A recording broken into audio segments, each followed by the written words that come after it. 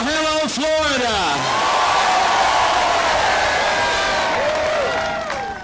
To Lieutenant Governor Nunez, Maria Salazar, Ernesto Ackerman, Fabio Andrade, all the inspiring freedom fighters gathered here today. It is great to be back in the Sunshine State with so many champions for freedom, just 19 days away from a great victory all across Florida and all across America.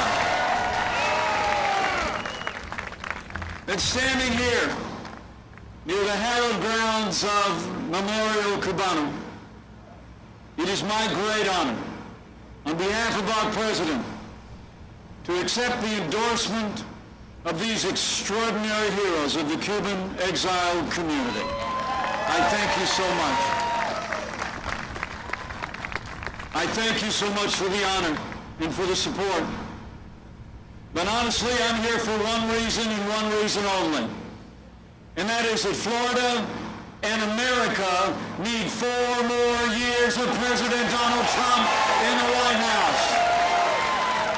4 años más.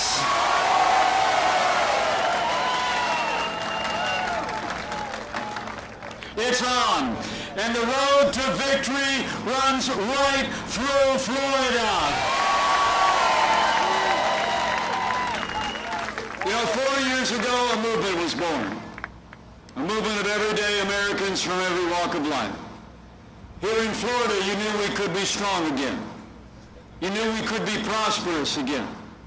You said yes to President Donald Trump in 2016, and I know that Florida is going to say yes to Florida resident President Donald Trump in 2020. But it really is great to be with all of you, and great to be back in Miami.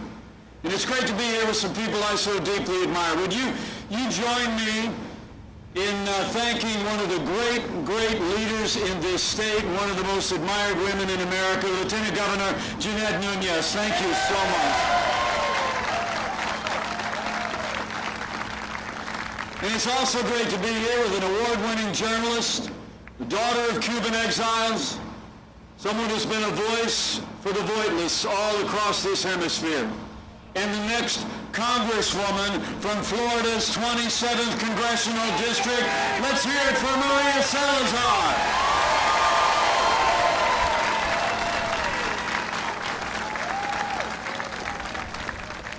We need Maria in Washington, D.C. And while you're at it, we need you to send Mayor Carlos Jimenez and the great Mario Diaz-Balart to Washington, D.C. as well. So it really is great to be with all of you. President will be in Miami before the day is over. So we are doubling up on South Florida. But it's been a busy time. Been traveling around the country. I was in Utah last week. We had a little debate with Kamala Harris. Some people think I did all right.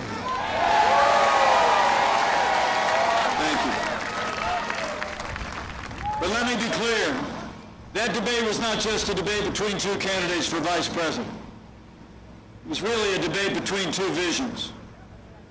Our vision that leads America to freedom, prosperity, and opportunity for all, and their vision that sets America on a path of less opportunity, decline, and a socialist future.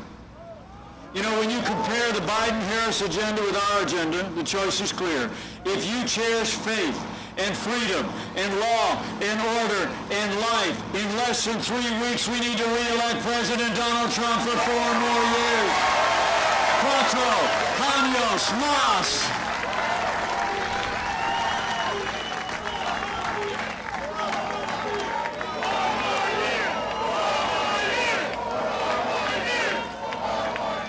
You know, it's amazing to think how far we've come in 4 years in our stand for freedom. And it all begins with the defense of freedom. Providing for the national defense is the first order of our national government. And I have to tell you, as the proud father of a United States Marine and the father-in-law of a United States Navy pilot currently deployed,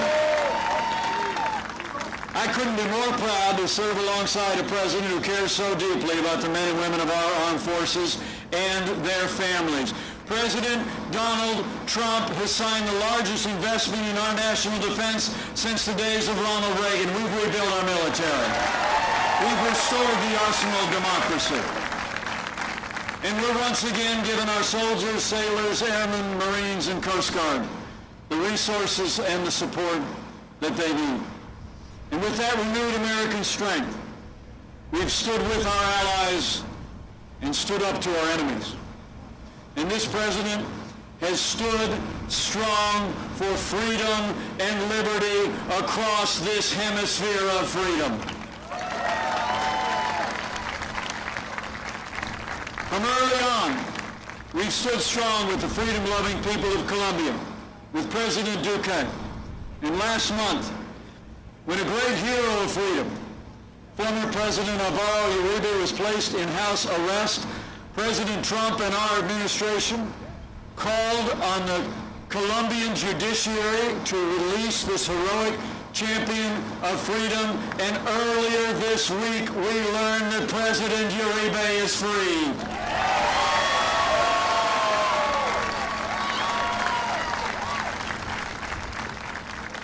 And in Nicaragua, we've stood strong against Ortega's regime's brutalization of its citizens and its systemic and lethal attacks against the Catholic Church. We've imposed sanctions on all of those who would carry out this abuse. And I promise you, under President Donald Trump, we are going to continue to stand firm for free and fair elections in 2021 in Nicaragua.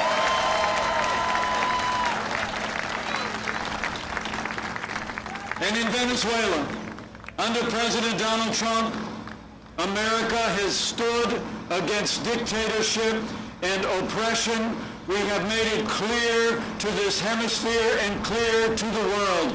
Maduro must go and democracy must be restored.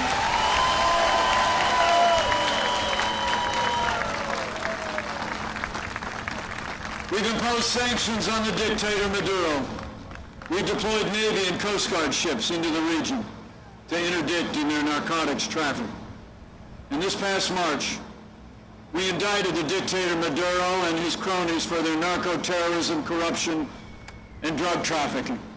And I couldn't be more proud that America was the first nation on earth to recognize President Juan Guaido as the only legitimate president of Venezuela, and now 60 nations around the world have joined us.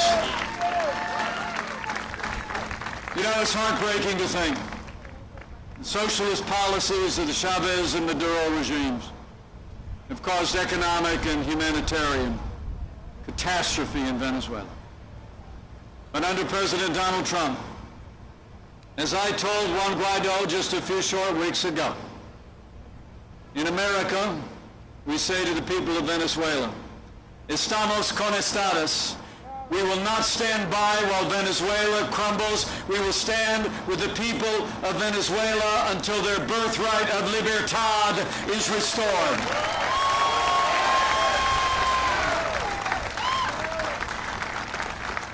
And here, so close to the hallowed ground of Memorial Cubano, erected to remember the victims of the communist regime in Havana, you all know that when Joe Biden was vice president, America appeased the Castro regime with concession after concession. The Obama-Biden administration actually returned a convicted murderer, Gerardo Hernandez, and other members of the regime spy network back to Cuba. And when the last president visited Cuba, he literally stood hand in hand with Raul Castro. President Trump, he brought 8 years of appeasement to an end and President Donald Trump will only stand hand in hand with you and all of those who cherish freedom in this country and in that beleaguered nation. Under this president's leadership, we've reversed the failed policies of the last administration. We've imposed sanctions. We've stood with political prisoners and stood for the human rights of the Cuban people. And as President Trump said just a few weeks ago, when he accepted for the second election in a row the endorsement of the Bay of Pigs Veterans Association, we will not lift sanctions until all political prisoners are freed, freedoms of assembly and expression are respected, and political parties are legalized with free elections for all the people of Cuba. Standing here in the shadow of Memorial Cubano, I promise you, with 4 more years of President Donald Trump in the White House, it will always be Que viva Cuba Libre!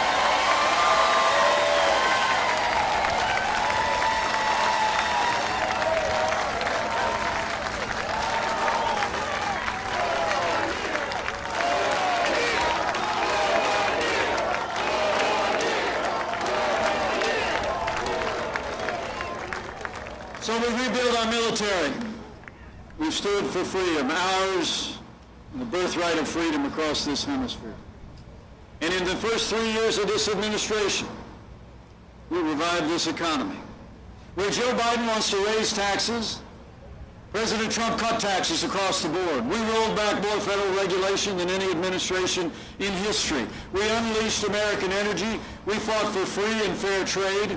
And in just 3 short years, businesses large and small created more than 7 million good-paying jobs, including 550,000 jobs right here in Florida.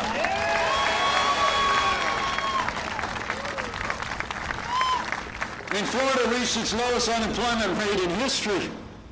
And the average hourly earnings in this state grew faster in our first 3 years than they did in all 8 years when Joe Biden was vice president.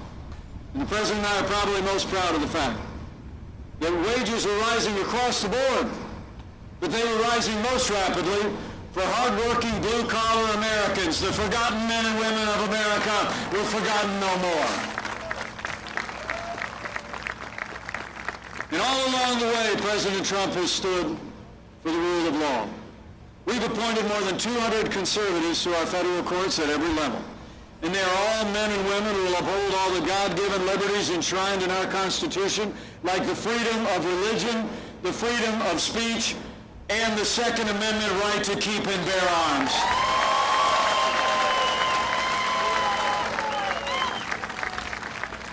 And let me just say, 230 judges strong, and pretty soon one more on the Supreme Court.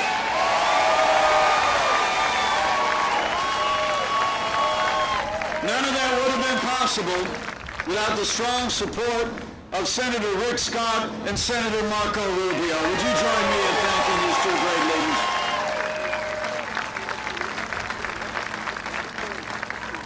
Now, last month, we paused as a nation to honor the life and service of Justice Ruth Bader Ginsburg. But when the memorials were over, President Trump fulfilled his duty under the Constitution. And he nominated a principled, brilliant, conservative woman who loves the Constitution to the Supreme Court of the United States, Judge Amy Coney Barrett.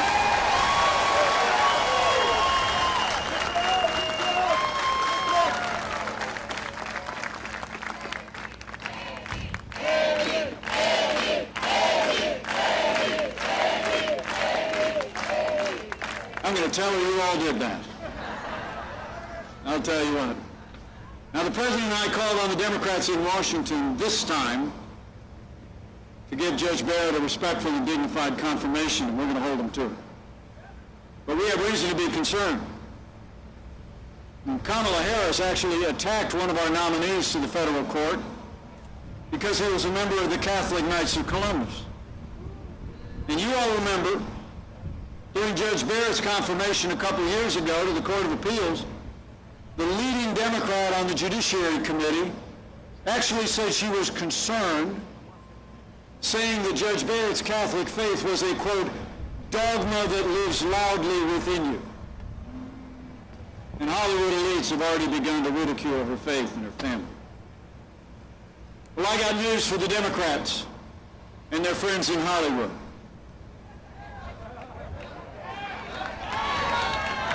That dogma lives loudly in me. That dogma lives loudly in you. And the right to live and work and worship according to the dictates of our faith lives loudly in the Constitution of the United States of America.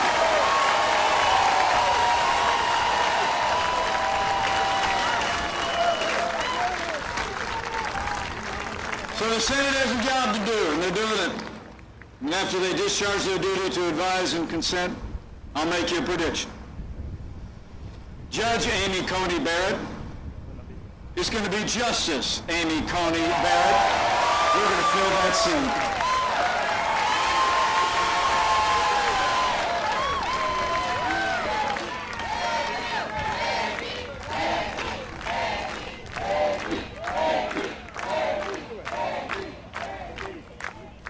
You know, an independent judiciary is a bulwark of freedom, as we reflect today so much on America's love and commitment to freedom. People gathered here and all across Florida deserve to know.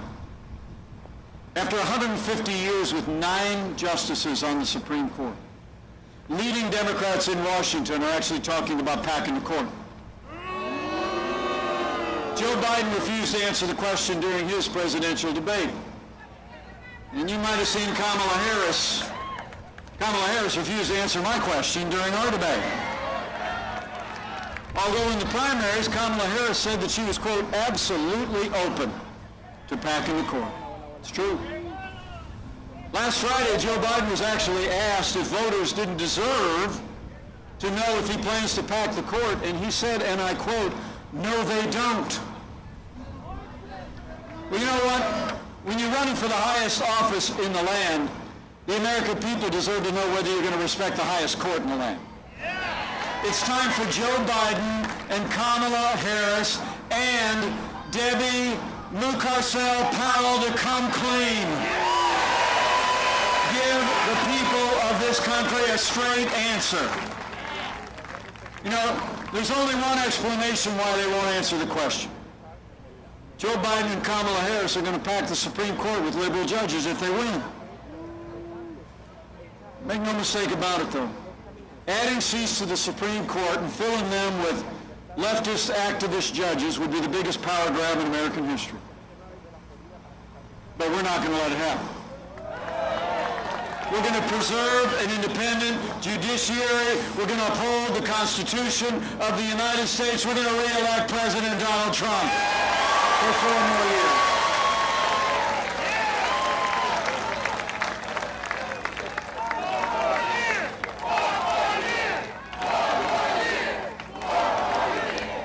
So we've stood for the rule of law. We've stood for an independent judiciary and conservatives on our courts. And President Donald Trump has stood every day with the men and women who serve on the thin blue line of law enforcement, and we always will.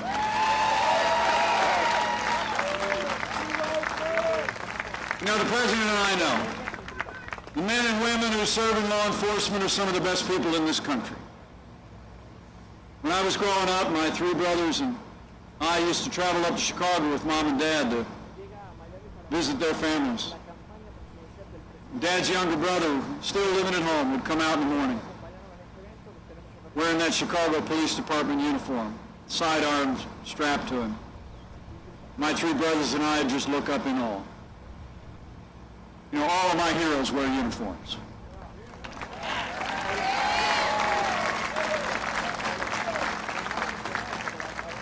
Men and women in law enforcement across this country are heroes, and they deserve the respect of every American every day. Now, the President and I will always respect the right of Americans to peaceful protest. It's enshrined in the Constitution. But rioting and looting is not peaceful protest. Burning businesses is not free speech. violence against innocent civilians, the destruction of property, or violence against law enforcement will not be tolerated, and those who do it will be prosecuted to the fullest extent of the law.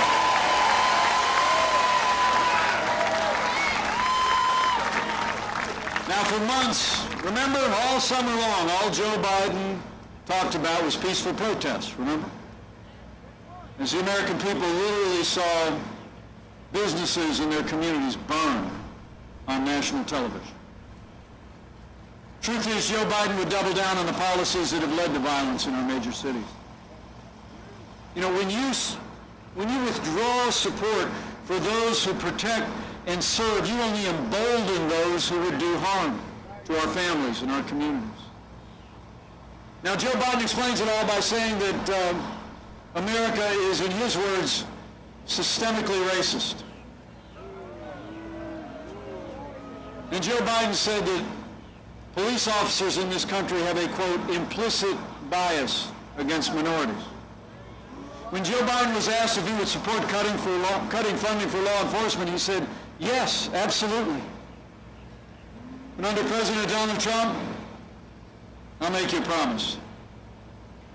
We're going to back the blue. And we're not going to defund the police, not now, not ever.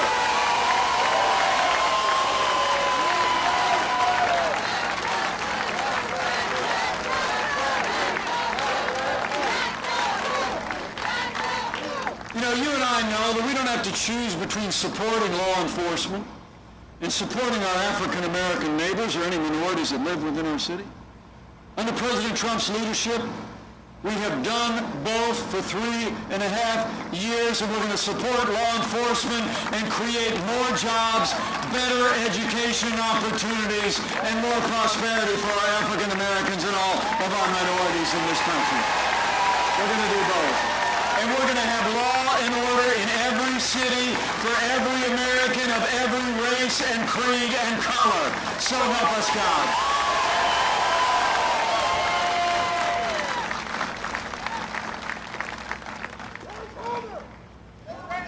So we've stood for the rule of law.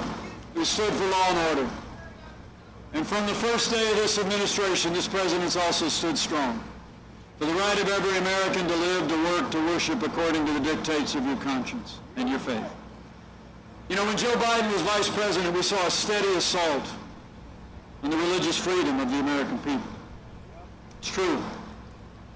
But it was President Trump who restored the conscience rights of doctors and nurses and teachers and religious charities. And it was President Donald Trump who ended the assault on the little sisters of the poor. And the Supreme Court made it permanent by a 7-2 vote.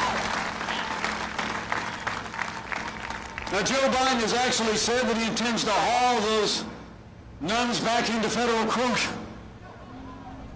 I mean, can you imagine that? I mean, I'm the product of 8 years of Catholic education.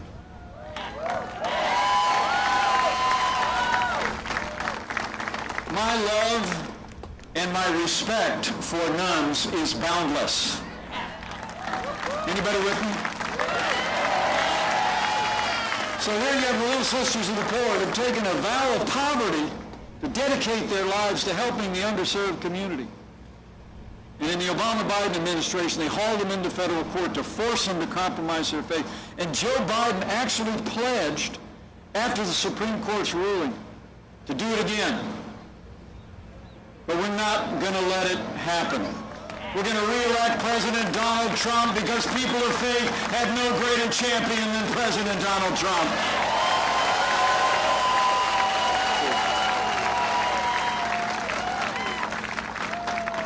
And maybe most important of all, as we talk about liberty, we need to talk about life. Joe Biden and Kamala Harris support taxpayer funding of abortion all the way up to the moment of birth. They want to increase funding to the largest abortion provider in America and provide taxpayer funding to promote and provide abortion around the world. President Donald Trump has stood without apology for the sanctity of human life. President Donald Trump is the most pro-life president in American history.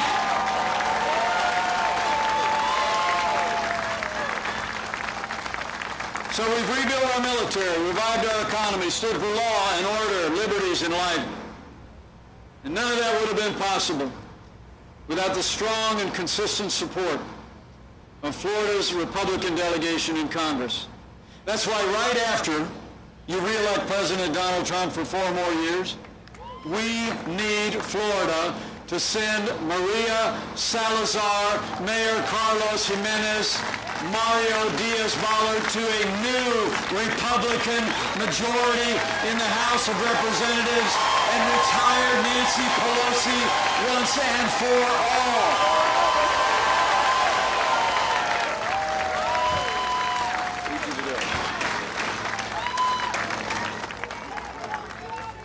You know, when you look at what we were able to accomplish with a Republican House and a Republican Senate in those first few years, there's only one conclusion you can draw.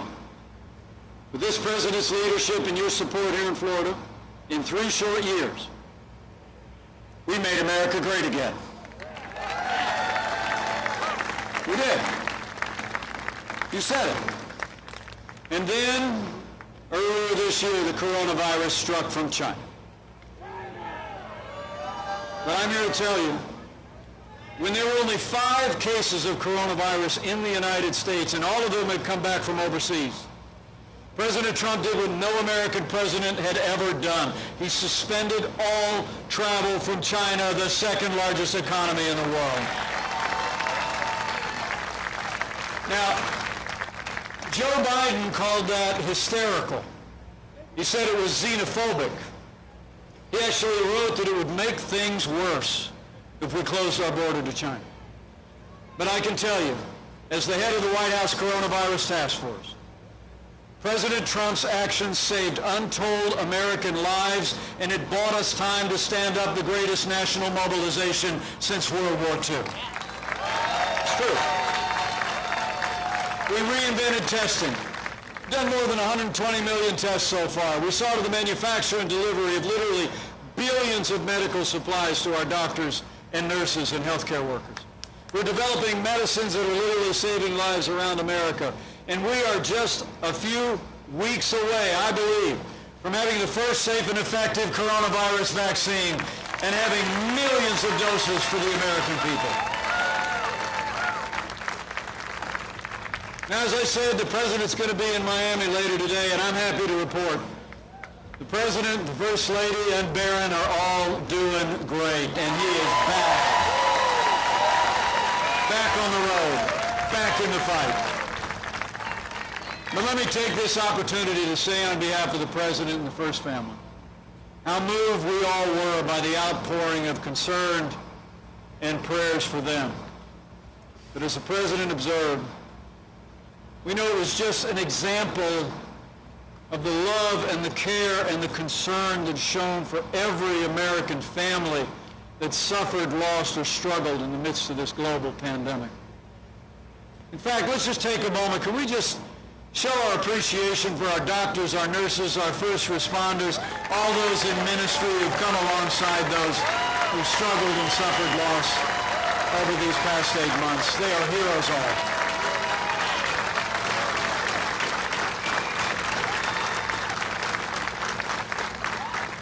Heroes all. So we're making sure our doctors and nurses have everything they need.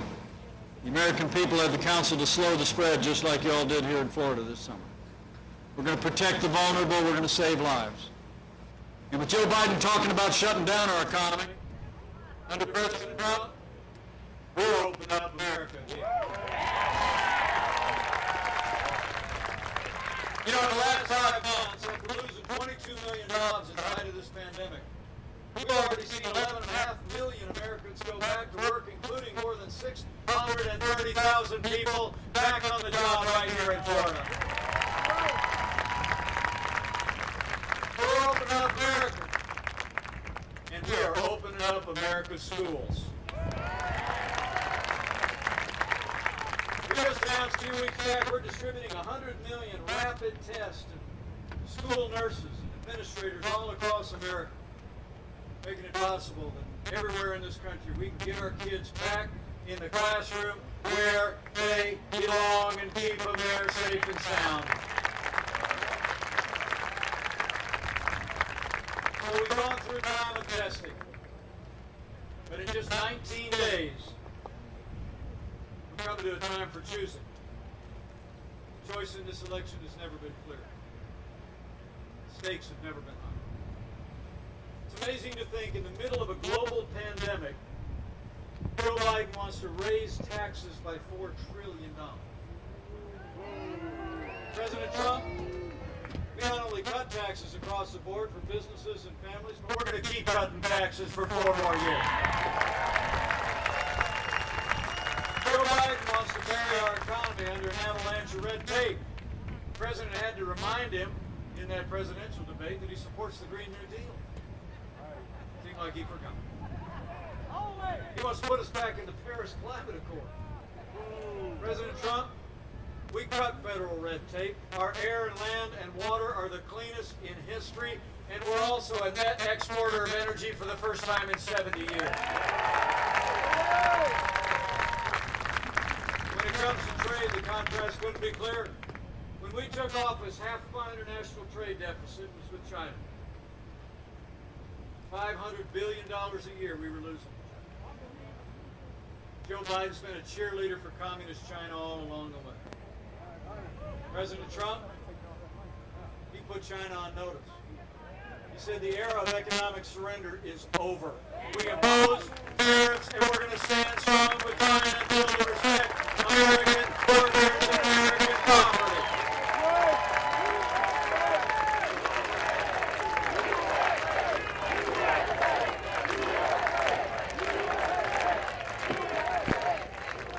And you all remember NAFTA, signed in 1995.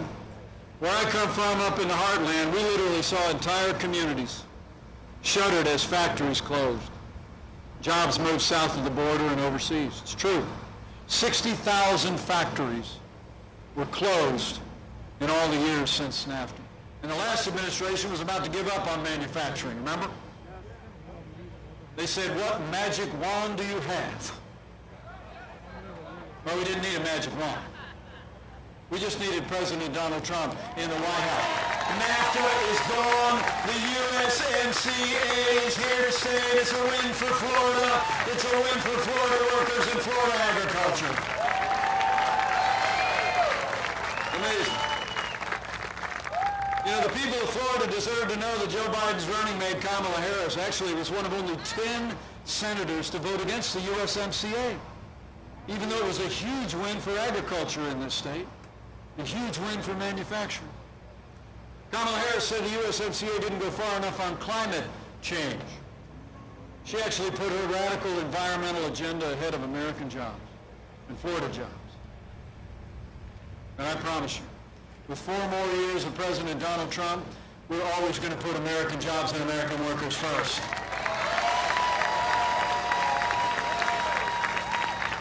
You know, when you look at their agenda, it's clear. Joe Biden would be nothing more than a Trojan horse for the radical left. It's true. Now, Joe Biden says that democracy is on the ballot. Whatever that means. But I think our economic recovery is on the ballot. Law and order are on the ballot. But I think all the freedom-loving people gathered here and your families know that there are things much more foundational and much more fundamental that are on the ballot. You know, in this election, I think it's not going to be so much whether America ends up more Republican or more Democrat, more conservative or more liberal, more red or more blue. I think the choice in this election is whether America remains America.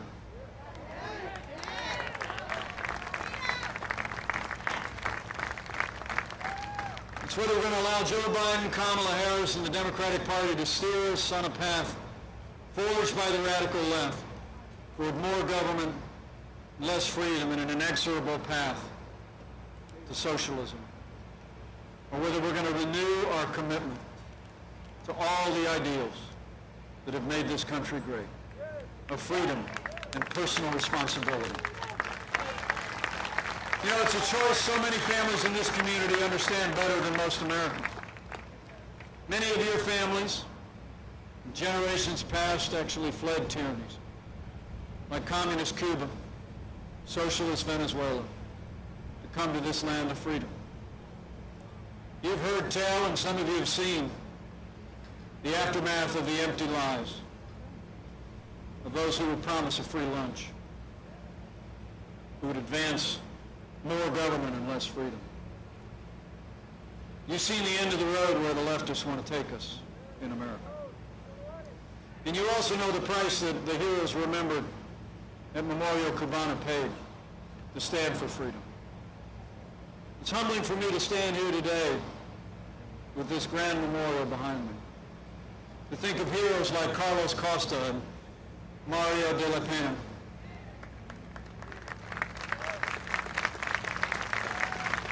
They were called Brothers to the Rescue. In 1996, they loved freedom so much.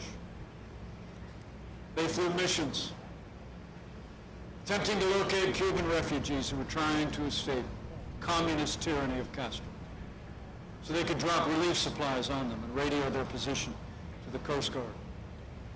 But you all know the story. Their mission of mercy was cut short when they were shot down over international waters by Cuban fighter jets. They were sons of Cuba. They were patriotic Americans, and we rightly honor their memory in name and in deed.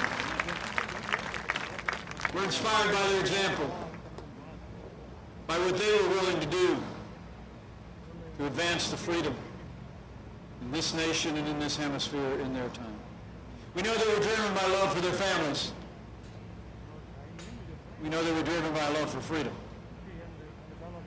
And as a great Cuban American who fled Cuba as a child,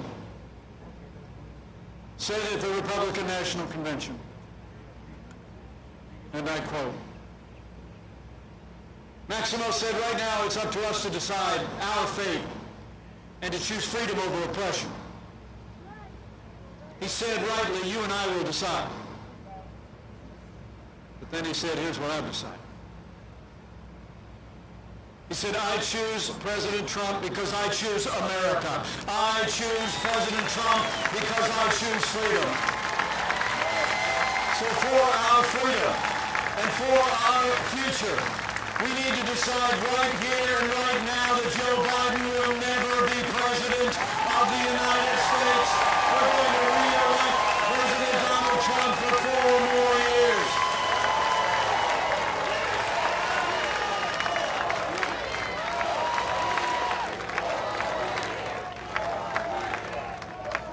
And I want to thank you all for coming out today. And I want to thank you for the honor of serving as your vice president these last 4 years. The greatest honor of my life. You know, I've served alongside this president every day the last 4 years. I really didn't know the Florida resident who became our president until he asked me to join the ticket. But you know, some people think we're a little different. But actually, we've got to be very close friends. And I can tell you firsthand, there's not a day gone by that President Trump hasn't gotten up, turned his face like flint against the wind of unprecedented opposition, and fought to keep the promises that he made to the American people. Now it's our turn to fight for him. It's on, Florida. We gotta make it happen. It's gonna take all of us. So before I leave, I want to ask you to do a couple of things. First, before these 19 days are out, I need you to vote, Florida. I need you to vote for 4 more years of President Donald Trump in the White House. I checked on the way here. Early voting starts Monday, October 19th. And remember, You take advantage of early voting? Friends, don't let friends vote alone. Bring a family member, bring a friend, bring a neighbor, and cast a vote for 4 more years. And secondly, after you're done voting, I need you to keep on doing what you're doing right now. Bring this incredible enthusiasm. Wear the hat, wear the shirt, tell the story.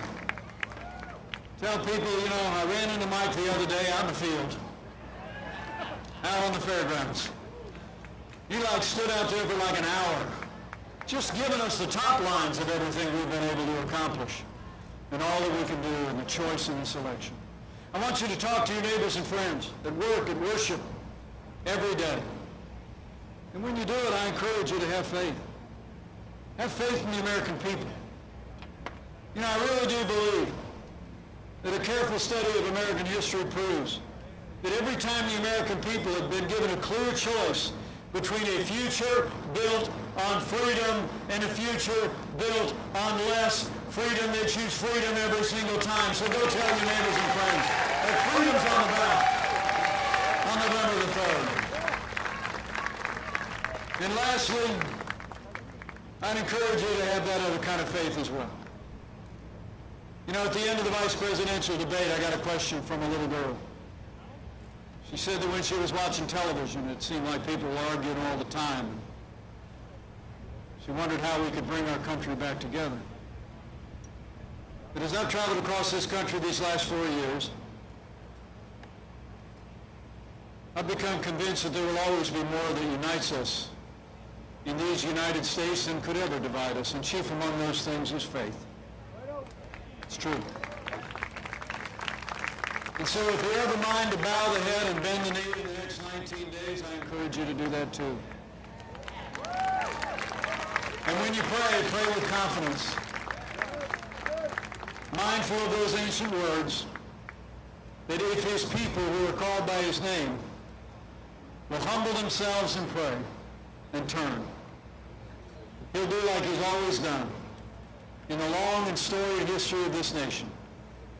He'll hear from heaven, and he'll heal this land.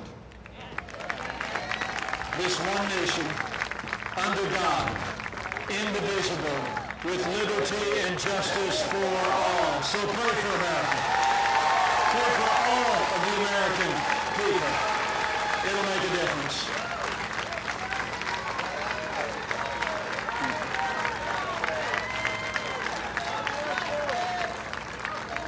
So men and women of Florida, time's wasted. And you still got the better part of the rest of the day. Get out and tell the story. But I leave here today encouraged. And I just know that if all of us do all that we need to do across the Sunshine State and all across this country, in every hour that remains between now and Election Day, we're going to have a great victory all across Florida and all across America. We're going to make Florida and America stronger than ever before. We're going to make Florida and America safer than ever before. We're going to make Florida and America more prosperous than you could possibly imagine. And with Rick Scott and Marco Rubio in a renewed Republican majority in the Senate, with Maria Salazar, Carlos Jimenez, Mario Diaz-Balart in a new Republican majority in the House, with President Donald Trump in the White House for 4 more years, and with God's help, we will make America great again. Again.